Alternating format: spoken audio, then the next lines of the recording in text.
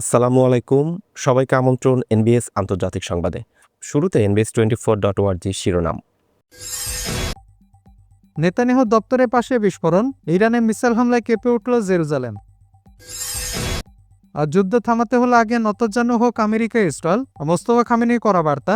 আর যুদ্ধবিরতির প্রস্তাব প্রত্যাখ্যান।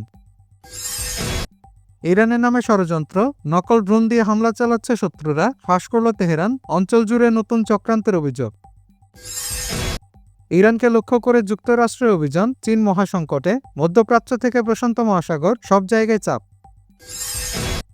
লেবাননে স্থল আক্রমণ এড়াতে ইসরায়েলকে সতর্ক করলেন ইউরোপীয় নেতারা, মানবিক বিপর্যয়ে দীর্ঘমেয়াদী সংঘাতের হুমকি। এবং ইরানের ড্রোন হামলার পর আরব আমিরাতে শাহ গ্যাস ফিল্ড বন্ধ, হরমুজ প্রণালীতে চাপ বাড়ল।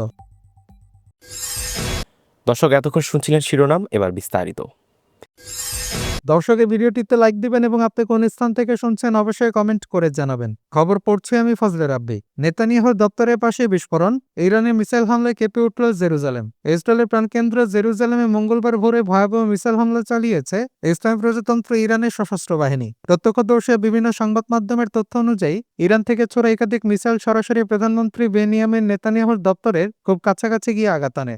ভোরে শুরু হয় বড় ধরনের হামলায় পুরো অধিকৃত ফিলিস্তিনি ভূখণ্ড কেঁপে ওঠে। সামাজিক যোগাযোগ মাধ্যমে ছড়িয়ে পড়া ভিডিওগুলোতে অধিকৃত পশ্চিম তীর সহ বিভিন্ন অঞ্চলে আকাশে ইরানের মিসাইলের সারি দেখা যায়। আল-কুদস বা জেরুজালেম এলাকায় একের পর এক বিস্ফোরণের শব্দে মানুষের মধ্যে চরম আতঙ্ক ছড়িয়ে পড়ে। সূত্র জানায়, সতর্কতা সাইরেন বাজার আগেই শক্তিশালী বিস্ফোরণের শব্দ শোনা যায়। ইসরায়েলি গণমাধ্যমগুলো স্বীকার করেছে, ইরানি বড় হামলায় ছোড়া বহু মিসাইলের মধ্যে তারা মাত্র একটি প্রতিহত করতে পেরেছে, আর বাকি মিসাইলগুলো প্রতিরক্ষা ব্যবস্থা ভেদ করে নির্দিষ্ট লক্ষ্যবস্তুতে আঘাত আনে। গত 28শে ফেব্রুয়ারি থেকে ইরানকে লক্ষ্য করে যুক্তরাষ্ট্র ও ইসরায়েল যে একপাক্ষিক উস্কানিমূলক যুদ্ধ শুরু করেছিল, তার জবাব হিসেবে অভিযান চালানো হয়েছে বলে জানা গেছে। ইরানের সর্বোচ্চ নেতা আয়াতুল্লাহ আলী খামেনি এবং কয়েকজন উচ্চপদস্থ সামরিক কর্মকর্তাকে গুপ্ত হত্যার মাধ্যমে যুক্তরাষ্ট্র ও ইসরায়েল এই সংঘাতের সূচনা করে, এমন অভিযোগ রয়েছে। সে সময় তেহরান ও ওয়াশিংটনের মধ্যে পরমাণু কর্মসূচি নিয়ে পরোক্ষ আলোচনা চলছিল।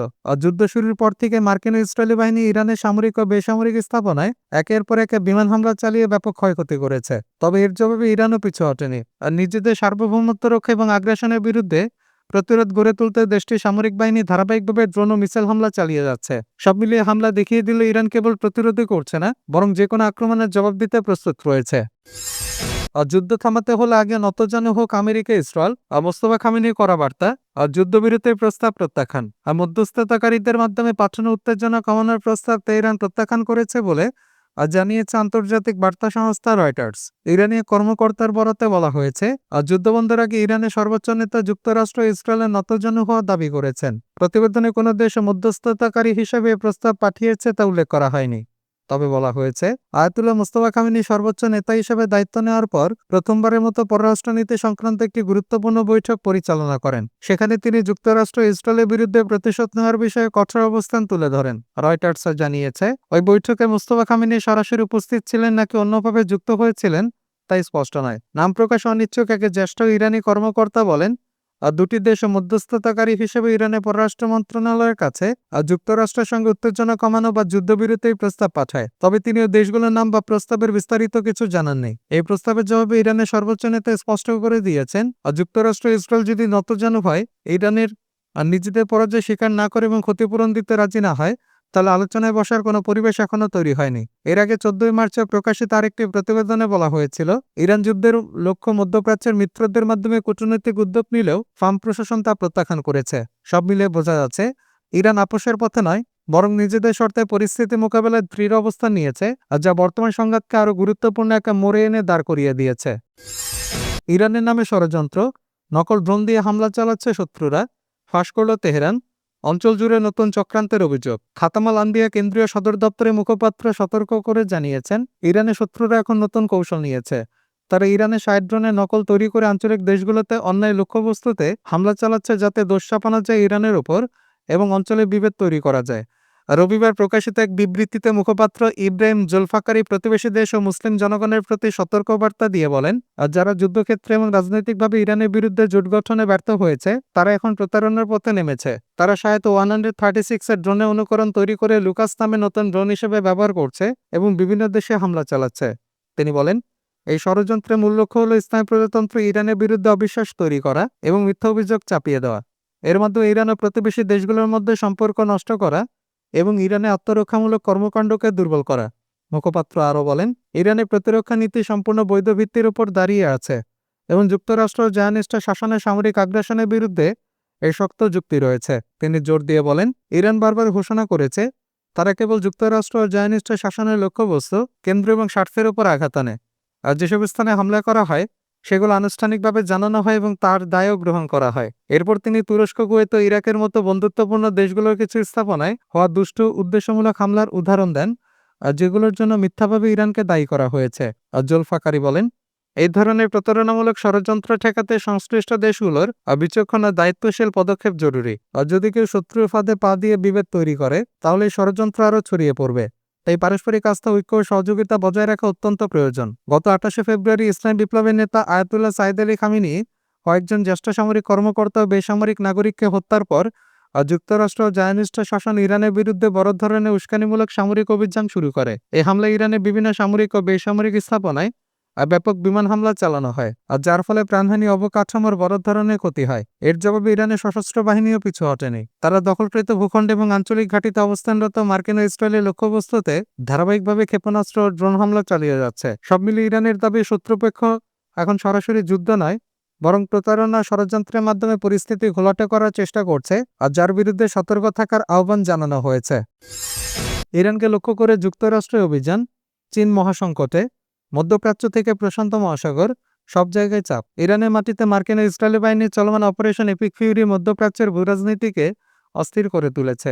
28শে ফেব্রুয়ারি থেকে শুরু হওয়া অভিযানে ওয়াশিংটনের দাবি 15,000-এরও বেশি লক্ষ্যবস্তুতে তারা সফল হামলা চালিয়েছে। আর যদিও হোয়াইট হাউস এটিকে বড় সাফল্য হিসেবে প্রচার করছে, সমর বিশেষজ্ঞদের মধ্যে এটি যুক্তরাষ্ট্রের জন্য দীর্ঘমেয়াদী কৌশলগত ফাঁদ। আর বিশেষ করে ন্যাশনাল সিকিউরিটি বিশেষজ্ঞ ব্র্যান্ডন উইচার্ড মনে করছেন, ইরানকে লক্ষ্য করে চালানো এই হামলা প্রশান্ত মহাসাগরীয় অঞ্চলে আমেরিকার প্রভাবকে ঝুঁকির মুখে ফেলেছে। চীন এই পরিস্থিতিকে সুবর্ণ সুযোগ হিসেবে দেখছে। ওয়াশিংটন যখন তেহরানের শাসক গোষ্ঠী উৎখাতের নেশায় মত্ত, চীন অত্যন্ত নিবিড়ভাবে আমেরিকার সমর কৌশল এবং সীমাবদ্ধতাগুলো পর্যবেক্ষণ করছে। হরমুজ প্রণালীতে অবরোধ এবং মার্কিন যুদ্ধজাহাজের পিছিয়ে থাকা চীনের কাছে আমেরিকার পতনের সংকেত হিসেবে ধরা হচ্ছে। আর বেইজিং বিশ্বাস করতে শুরু করেছে আমেরিকা এখন দুই ফ্রন্টে বড় যুদ্ধ চালানোর ক্ষমতা হারিয়েছে। মার্কিন যুদ্ধের নেতিবাচক দিক হলে তাদের উন্নত অস্ত্র ভাণ্ডার, বিশেষ করে টমাক মিসাইলের মজুদটা দ্রুত ফুরিয়ে আসছে। ইরানে অ্যান্টিশিপ ব্যালিস্টিক মিসাইল ASBM এর ভয়ে মার্কিন রণতরীগুলো সরাসরি সংঘাত এড়িয়ে নিরাপদ দূরত্বে অবস্থান করছে। এই রক্ষণাত্মক অবস্থান চীনে সাহস বাড়াচ্ছে। তারা বুঝতে শুরু করেছে কিভাবে ভৌগোলিক সুবিধা ব্যবহার করে শক্তিশালী নৌবাহিনীকে কোণঠাসা করা সম্ভব। আর বিশেষজ্ঞদের মতে চীনের প্রেসিডেন্ট শি জিনপিং এখনই নয়তো কখনই নয় মনস্তাত্ত্বিক অবস্থায় রয়েছেন। আমেরিকা যখন মধ্যপ্রাচ্যে চোরাবালিতে আটকা, ঠিক সেই মুহূর্তে চীন চাইলে তেহরানে তাইওয়ানে অবরোধ শুরু করতে পারে। তাইওয়ান প্রণালীতে বেইজিং আধিপত্য বিস্তার করলে বৈশ্বিক সেমিকন্ডাক্টর বাজারে ধস নামবে এবং মার্কিন অর্থনীতি প্রায় পঙ্গু হয়ে যাবে। লেবাননে স্থল আক্রমণ এড়াতে ইসরায়েলকে সতর্ক করলেন ইউরোপীয় নেতারা।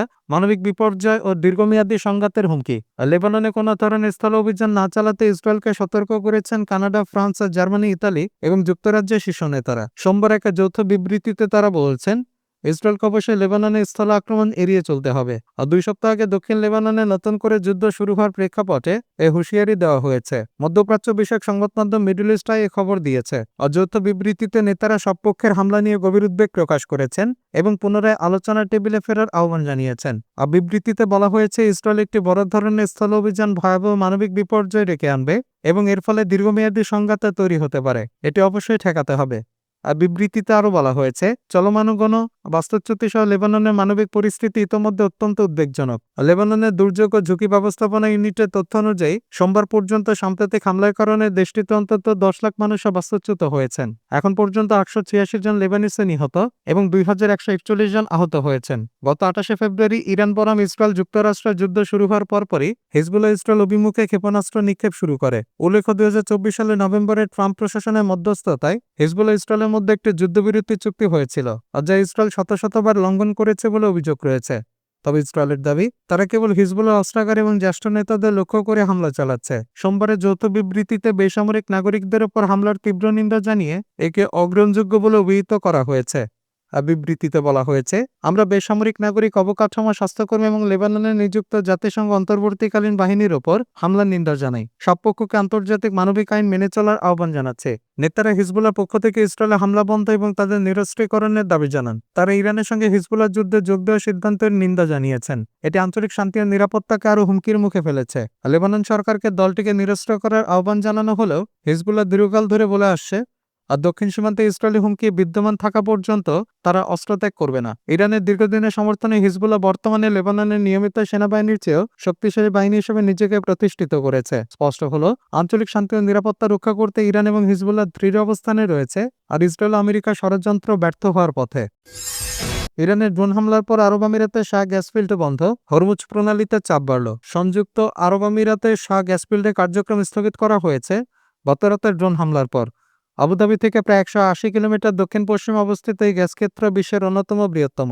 এছাড়া ফুজাইরা বন্দরের তেল স্থাপনাগুলোতে পুনরায় হামলা চালানো হয়েছে, ফলে সেখানে অগ্নিকাণ্ডের ঘটনা ঘটে এবং তেল লোডিং কার্যক্রম দুইবার স্থগিত করতে হয়। পরে কার্যক্রম ধীরে ধীরে পুনরায় শুরু হয়েছে। সরকারি সূত্রে বরাত দিয়ে বলা হয়েছে, এই হামলায় কোনো হতাহতের ঘটনা ঘটেনি। তবে একটি অজ্ঞাত প্রজেক্টাইল ফুজাইরা বন্দরে 82 কিলোমিটার পূর্বে একটি তেলবাহী ট্যাঙ্কারে আঘাত হানায় সামান্য ক্ষতি হয়েছে। রয়টার্সের দুটি সূত্র জানায়, এই হামলার ফলে সংযুক্ত আরব আমিরাতের দৈনিক তেল উৎপাদন অর্ধেক হয়ে গেছে। তেল উৎপাদন করার মূল কারণ হরমুজ প্রণালীর অবরোধ, আর দেশটির রাষ্ট্রীয় তেল কোম্পানি বাধ্য হয়ে উৎপাদন উল্লেখযোগ্য হারে কমিয়েছে। আর বিশ্লেষকরা মনে করছেন, ইরানি কৌশলীকে ড্রোন হামলা স্পষ্ট বার্তা দিয়েছে, হরমুজ প্রণালীর মধ্যপ্রাচ্যে গুরুত্বপূর্ণ তেলশিপে আমেরিকা ও ইসরায়েলের ক্ষেত্রে এটি ভিন্ন। দর্শক, এই ছিল এখনকার মতো। আমাদের পরবর্তী সংবাদ দেখার আমন্ত্রণ জানিয়ে বিদায় নিচ্ছি আমি শফিউল আলম আরাফ।